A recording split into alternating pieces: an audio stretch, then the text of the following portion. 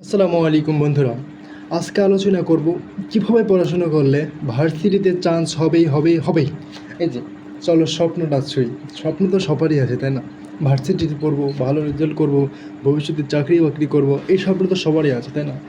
কেবলমাত্র পরীক্ষা শেষ হয়েছে, কিভাবে পড়াশোনা করলে ভার্সিটিতে চান্স হবেই। আশা কথা শুনুন, আমি আপনাদেরকে 5টা স্টেপ দেবো, 5টা। আর 5টা টিপসের মাধ্যমে আমি আপনাদের ফুললি ক্লিয়ার করে দেবো কীভাবে পড়াশোনা করতে হবে, কীভাবে করতে হবে না, কী করতে হবে এই সময়ের মধ্যে।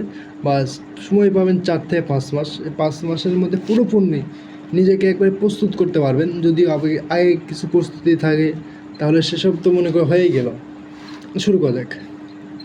5টা ধাপের মধ্যে প্রথম যে ধাপ, আপনাকে প্রত্যেকটা দিন, আজকে 1 সপ্তাহ এভাবে ভাগ করা যাবে। প্রতিদিন 15 থেকে 18 ঘন্টা পড়তে হবে। যদি আপনি না পারেন তাহলে আপনার ভার্সিটি হবে না ভাই। আপনি ওই ঘুমিয়ে পড়েন।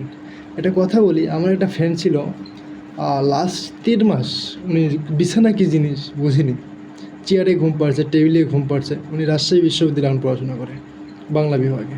আরেকজন আছে এভাবেই, উনি ইংলিশে পড়াশোনা করে ঢাকা বিশ্ববিদ্যালয়ে।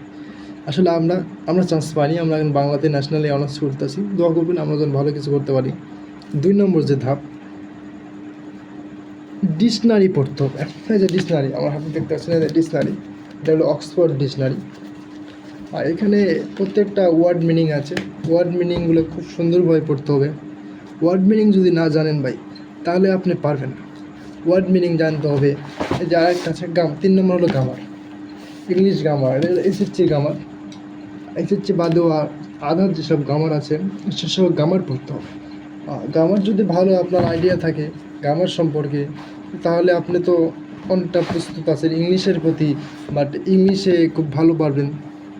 জিকে পড়তে হবে, এটা নতুন বিশ্ব।